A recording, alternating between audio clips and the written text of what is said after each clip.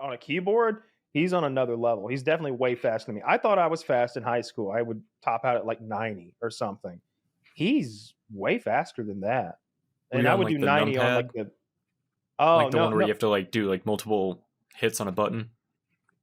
Oh, I don't know anything about that. I'm a stenographer. Like the ones that don't have like the full keyboard where you'd have to be like T9. Yeah. Oh, that was me on the keyboard. That was me on the chocolate. He was talking about typing. Oh, okay. And you're not a slow typist. You're just not like Chiz or even me level quick. What are you, Taylor? Do you know how many words per minute you get? We did it in the Hangout. I think I was at like 92 or something. I thought I was near 100, something like that. You were at 100 or maybe over 100. I can do 90 if I'm typing like something I know, but if I'm reading it and typing it, I absolutely cannot. I don't know if that makes any sense. Yeah. I probably type around 60. I got 55 and people were like, try again. I'm like, actually, I know how I type. I'm sticking with 55.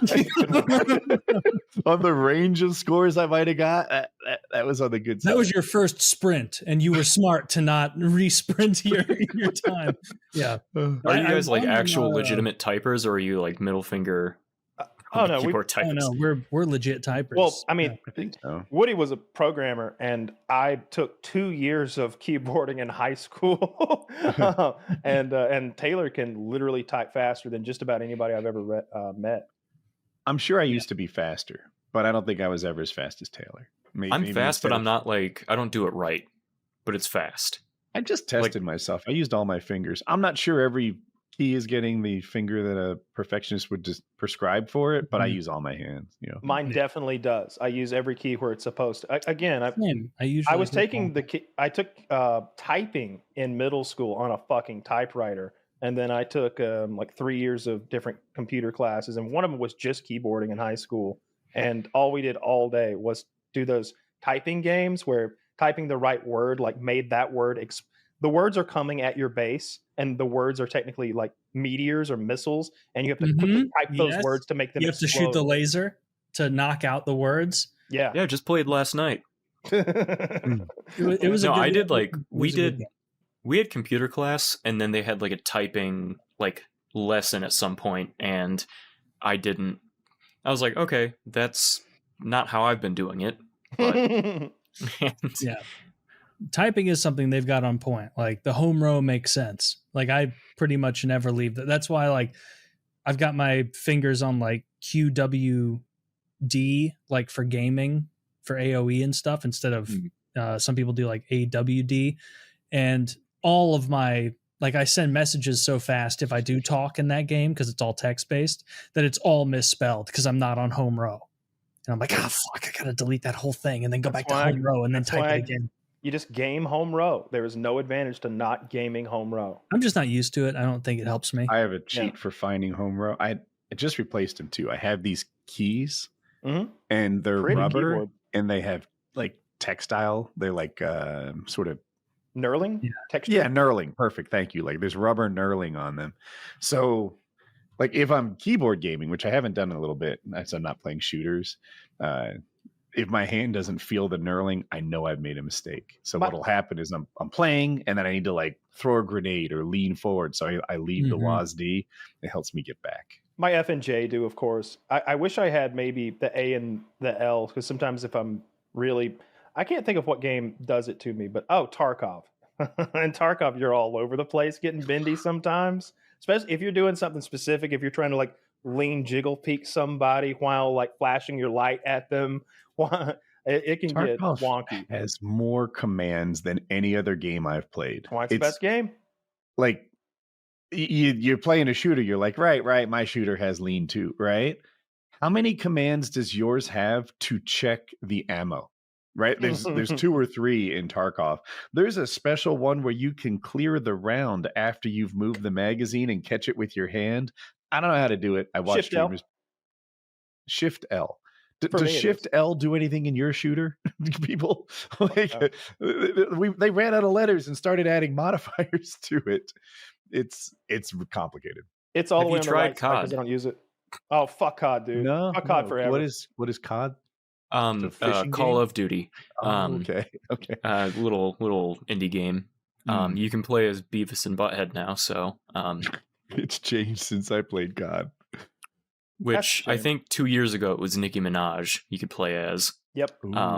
Superb. Which now they have a mode for Warzone, because that's pretty much whatever I play with my friends, and it's called Casual Resurgence, where basically they mix in bots. For people like me and my friends who are not good at the game. Who are also bots. Exactly. And my friend told me the other night, he was like, he Googled it and he was like, there's actually only 12 real players in these games. And that kind of ruined everything for me, because I'm like, Jesus Christ. And then you get to the end of the game where all the bots have died and you're like, oh, this is real now. And then you lose. Can you obviously tell if they're bots?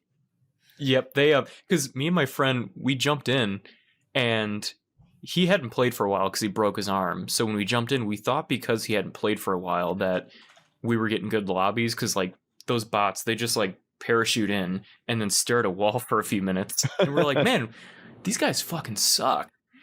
And then we won that one, and then we played a second. And we're like, man, we're getting good lobbies tonight. And then we found out we were playing against, in fact, robots. See, I played a ton of PUBG like the first year or two it was out, and I would say I was definitely an above average player. I won a decent amount, had a great time, loved solos, loved squads, loved that game. And then I came back to it after what must have been 5-6 years. And I was like, holy shit, still got it. I'm embarrassing people. And I'm talking smack. Get fucked, you bot. It was bots. It was bots. They had mixed bots in because the player base at that point had dipped. I think maybe there's been a resurgence in that game and it's doing better. But at that point, there was so many bots mixed in, and I was like, man, I destroyed that guy. I jumped out of a window and shot him as I fell, and he didn't even react. And then I killed his buddy that was just right around the corner. He didn't react. I'm getting first shot every time. It's bots. You fucking shit to them is so fucking funny. Fuck you, asshole. I will say, bad. Even though COD is, I hate the game. I love it, but I hate it. It is still, I think, the smoothest playing shooter that is out. I think that's the only good thing they've had, is that there's no other game, I think, that comes close to being as smooth. More than Counter-Strike? I feel like all my buddies into Counter-Strike, like that's their thing. They're like, it's the most pure shooter, and my brother plays Counter-Strike, and I think he agrees with me, but also I don't play any other shooters, so like everything I'm saying right now could be bullshit. But pure shooter isn't what I want, though. Pure shooter to me means that we boil it down to reaction times and precision and teamwork, of course. But that's not what I want. I want you to mix in a few wild cards so that there's a buffer between the best and the worst, but not too many wild cards so that it's nonsense, which is what COD has done. Beavis and Butthead. Every hand is a wild card in that game.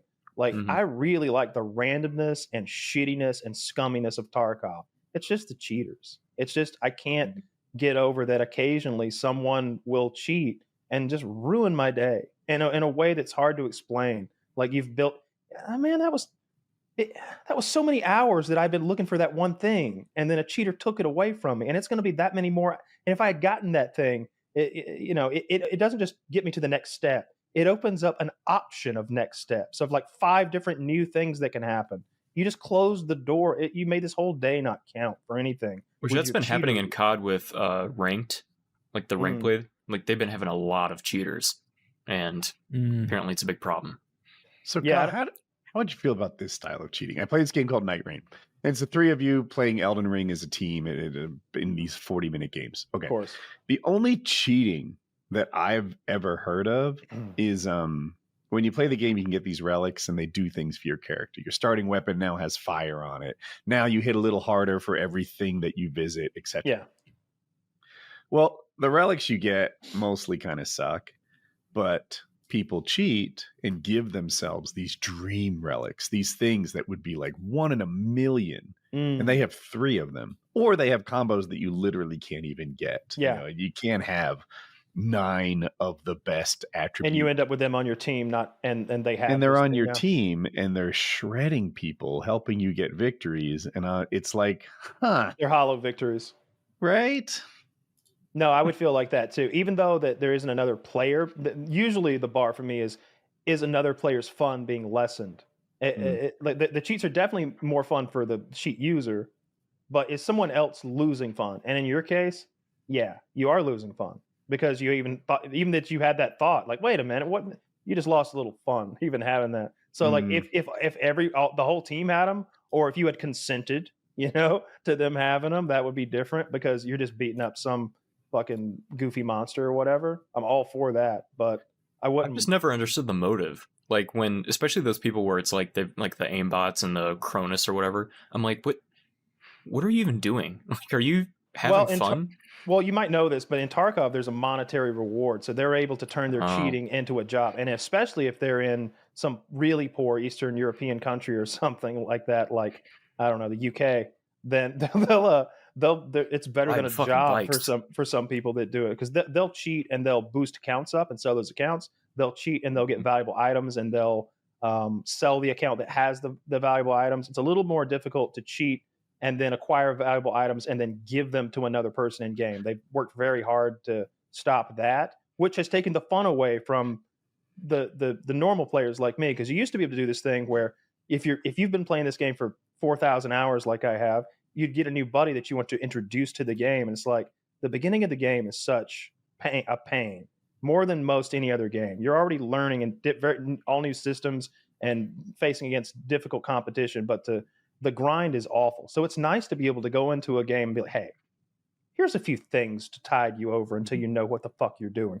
Don't worry about it. I've got plenty. I'm a billionaire, but because of the cheating, now you can't help your buddies out in that way. Yeah. And that takes away from the fun of the game. That's another way that the cheaters make that game less fun. That's why I don't play it. So I had a cool gaming experience. I just want to throw this out there before we end the show. So I play Souls-like games a lot, right? Like more than most people. And I'm getting okay at it. And I have a friend who's really, really good. And the two and I, we queue up and we get this guy. And it's almost a meme in Night Rain that if the guy doesn't skip the cutscene, right? If he hasn't seen this cutscene 50,000 times already, nice. And our random, that's what they call the guy we don't know, he doesn't skip the cutscene. And then we meet him and he has the default skin on. And he has every indication that this guy has like never won. When you first get the game, you can only queue up against one boss. And that's the boss we're against, right? So this guy seemingly hasn't played very much. And we're playing and he's not awful, but he looks like he's new to this game, by the default skin, not skipping the cutscenes in the way. And he follows us around like a very obedient puppy the entire time. Someone taught this guy heal, and he's just at our feet, picking up all the things. We're like feeding him better weapons and stuff. And in the like midway through the game, my friend is like, we're getting this guy's first win. Like it became a freaking mission. There was no way we were going to let him lose. We picked him up time and time again, and it's going great. We get to level 15, which is the highest level. We're at full strength. We go to the end boss. My friend and I combined for like 90% of the damage, and he provided the other 10. We take him to the victory, and there are these like objects in games where you can blow on them and they say something. So I'm like, wonderful. And my teammate goes, you're beautiful. And the random is standing still, obviously working his way through the menus, trying to figure out how to reply, and never does. And the game ends. I was like, that's so perfect.